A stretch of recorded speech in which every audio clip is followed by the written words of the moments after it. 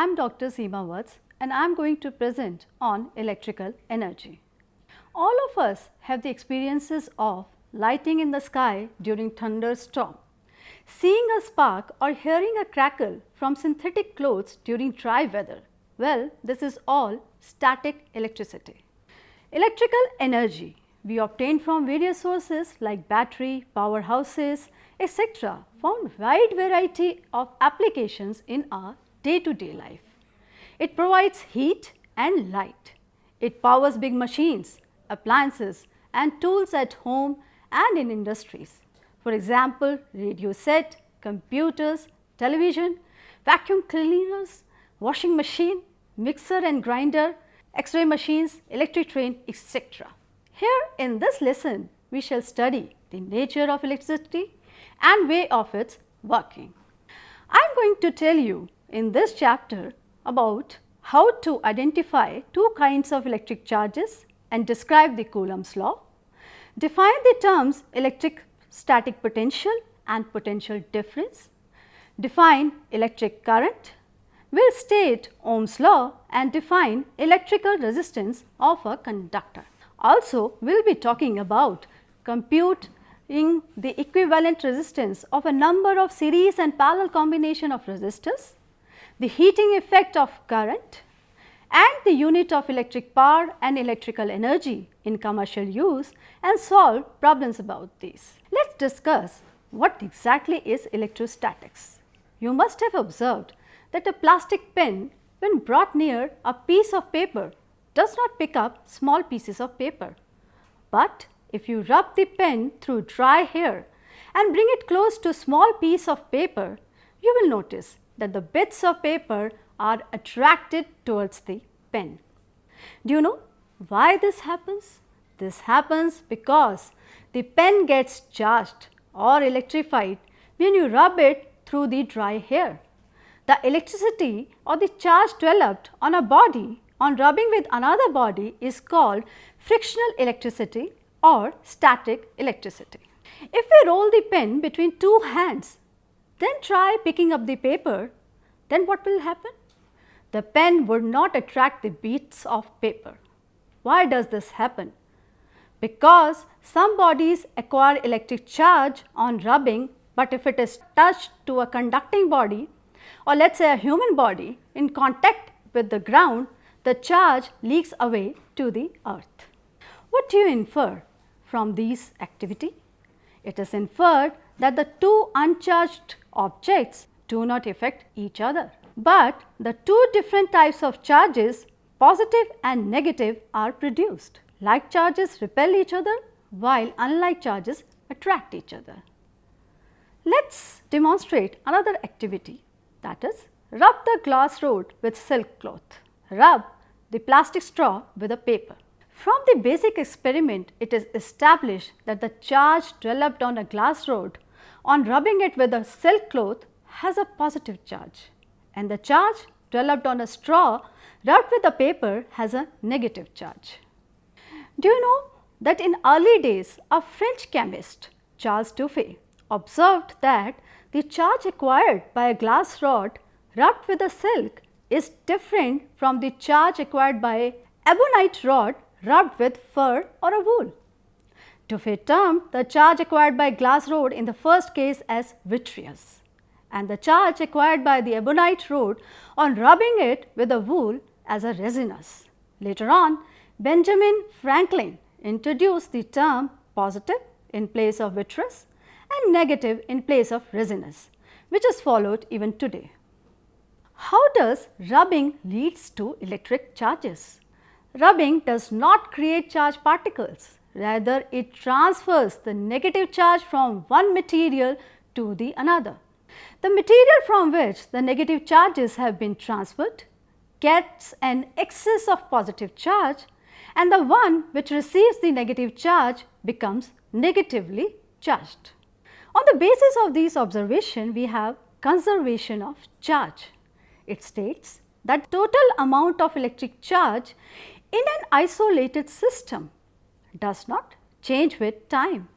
That is, the total amount of charge of an isolated system always remains constant. Coulomb presented the inference of his experiments in the form of law, which is called as Coulomb's law.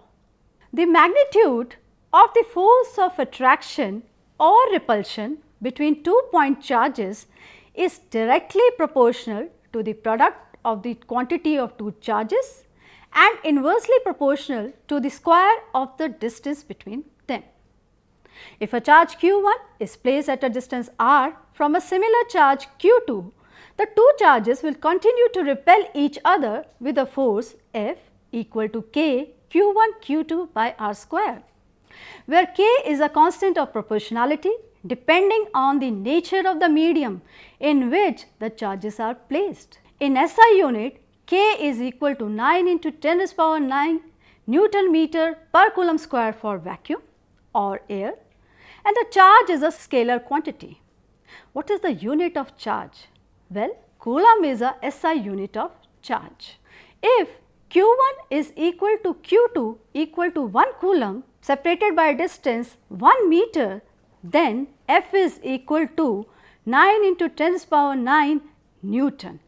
Coulomb's law say that 1 Coulomb is the charge when placed at a distance of 1 meter from an equal like charge in vacuum experiences a repulsive force of 1 Newton. Force is directed along the line joining the center of the two charges. For like charges, force is repulsive, that is positive in sign. For unlike charges, it is attractive, that is with a negative sign. Let us talk about electric field. A charge distribution produces a field in space surrounding it called as electric field. In an electric field, at a point, the strength of the field is called as electric field strength, and it is defined as the force experienced by a unit positive charge or a test charge supposed to be placed at that point. What happens if we try to charge the already charged body? The charge will experience a force of repulsion due to already existing charge on it. Therefore, some work has to be done by external agent to overcome this force of repulsion. This work will be stored up as electrostatic potential energy in this system of charges. The electrostatic potential energy possessed by a charge q is given by U is equal to k capital Q small q divided by r, where a charge small q be moved up to a distance r towards a source charge which is denoted by capital Q. Let us talk about what is the definition of electrostatic potential energy. The electrostatic potential energy or electrostatic potential at any point in the vicinity of a charge is defined as the amount of work done in bringing a unit positive charge from infinity to that point. If W is the work done in bringing a positive charge q from infinity to a point in the vicinity of the source charge q, the potential V at that point due to charge q is given by V is equal to W by q. SI unit of this potential is volt or joule per coulomb. Let us talk about the concept of potential difference. For this, consider a charge q placed at a point as shown in the figure, where there are 2 points C and B, and the charge q is coming from infinity to either B or C. Let B and C be the 2 points where B point is closer to q than C. If a charge q is brought from infinity to C or from infinity to B, the work done respectively would be WC and WB. The potential at point B would be given by VB is equal to WP by Q, and the potential at point C is given by VC is equal to WC by Q. The potential difference is the difference in potentials VB and VC, that is VB minus VC is equal to WB minus WC divided by Q, where WB minus WC is the work done in carrying the charge from point C to B. Therefore, V is equal to work done divided by amount of charge transferred. Potential difference is a scalar quantity. How do we measure this potential difference? We measure it using an instrument called voltmeter. Voltmeter is always connected in parallel, across which we have to measure the potential difference. We can also discuss about electric current. The quantity of charge flowing per unit time is called as electric current. Therefore, the electric current is the charge flowing through any cross section of the conductor in a unit time. I is equal to charge q divided by time t, where q is the charge in the coulomb flowing through the conductor in t seconds. The unit of current is ampere. 1 milliampere is equal to 10 to the power minus 3 ampere and 1 microampere is equal to 10 to the power minus 6 ampere. How do we measure current? An ammeter is an instrument which is connected in series in an electrical circuit, and it indicates how many amperes of current is flowing in the electrical circuit. Basis this, let us talk about what is a cell. The external source of energy is called as cell. Cell forces the charge carriers, especially electrons, already present in the wire to move in a definite direction, that is from lower potential to the higher potential region. It maintains a constant potential difference between the two ends of a wire in a circuit. The combination of cells is called as battery. One of the earliest and simplest devices capable of producing steady current was invented by Alessandro Volta, named as Voltaic cell. Batteries are good source of direct current.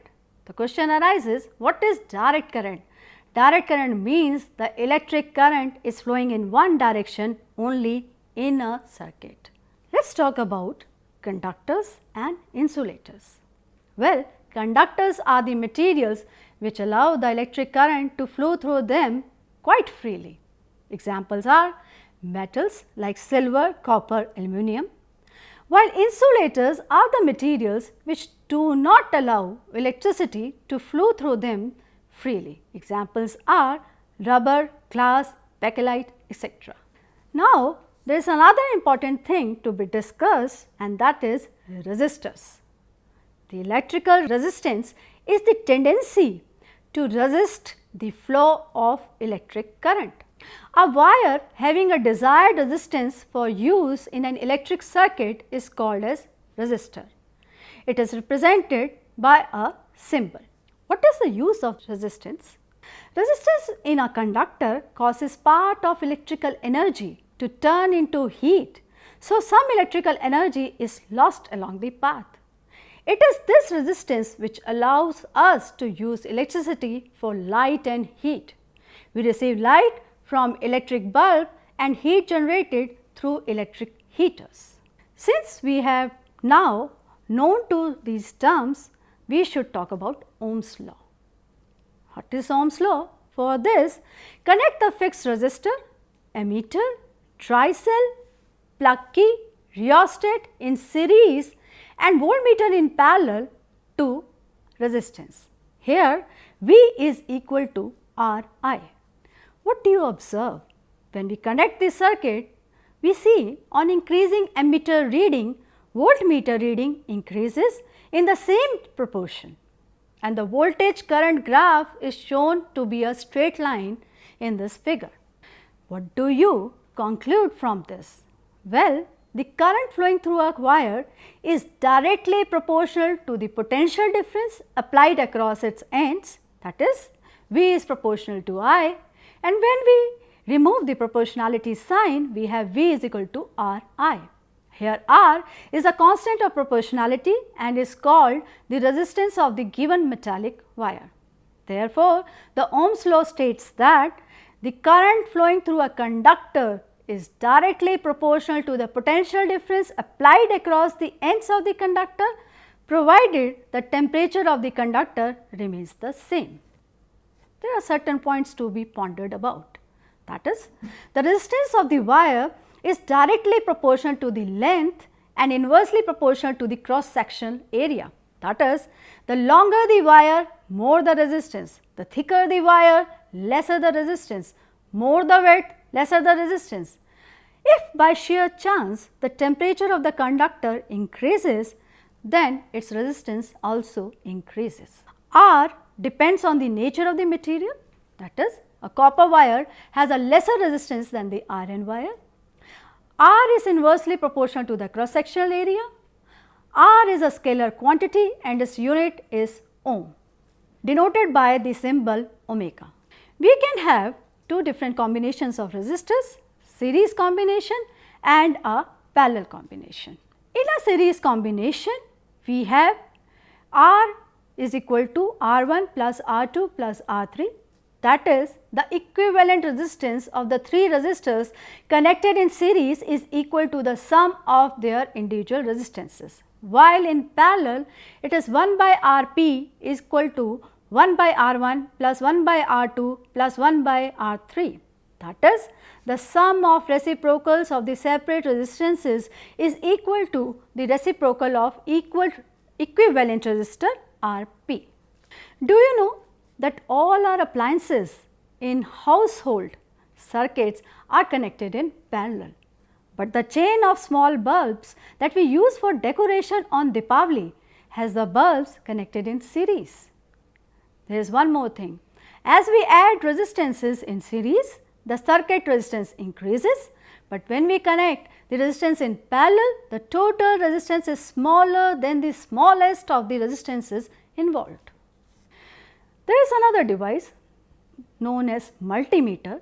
It is also called as an aviometer, that is ammeter, voltmeter and ohm meter, which is used for measurement of current, voltage and resistance. There is also an heating effect associated with electric current.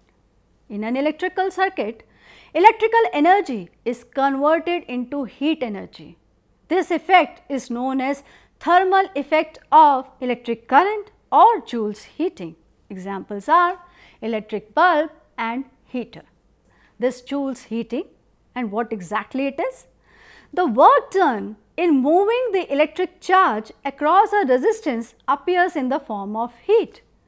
Therefore, the heat produced in the conductor is H is equal to I square R T. W is equal to potential difference V into charge Q, and since charge is equal to IT, we have W is equal to VIT. According to Ohm's law, V is equal to IR. On substituting, we get W is equal to I square RT. The amount of heat produced in a conductor on passing the current I is directly proportional to the square of the current, the resistance of the conductor and the time t for which the current flows through the conductor.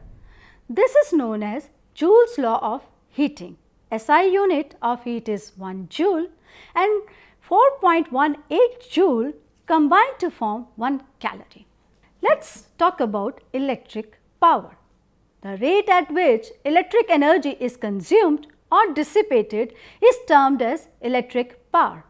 Electric power is equal to work done divided by time taken. Work done is VIT divided by T. Therefore, electric power is equal to VI or P is equal to I square R. The SI unit of electric power is joule per second or watt. We should remember that the SI unit for the consumption of electrical energy is joule, but it is very small from practical point of view. Therefore, the electrical energy spent in electric circuit is generally expressed in watt hour or kilowatt hour. For electric power, another bigger unit, horsepower, is also used, and 1 horsepower is equal to 746 watt. Electrical energy consumed by electrical appliances is equal to the product of the power and the time for which it is used. Let's talk about what is 1 kilowatt hour.